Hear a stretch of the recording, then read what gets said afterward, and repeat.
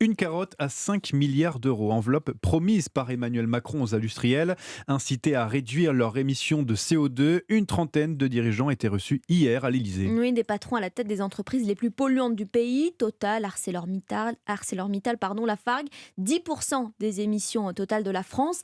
Alexandre Chauveau, le président de la République, est même prêt à doubler la cagnotte à condition que les industriels aussi redoublent d'efforts. Oui, en clair, l'enveloppe de 5 milliards d'euros initialement prévue pourrait passer à 10 milliards en 2024 si et seulement si ces 50 sites accélèrent leur décarbonation.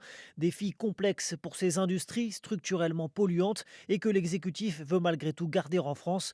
Les entreprises font face à la concurrence féroce de la Chine ou des États-Unis, bien moins contraignants sur ces questions d'émissions de gaz à effet de serre.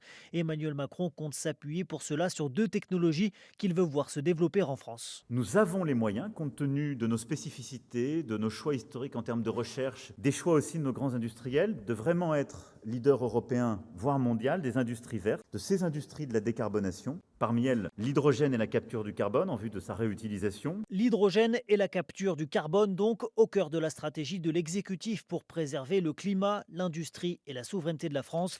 Emmanuel Macron refuse de pointer du doigt ces industriels, mais veut au contraire les accompagner dans leur transition écologique. Alexandre Chauveau.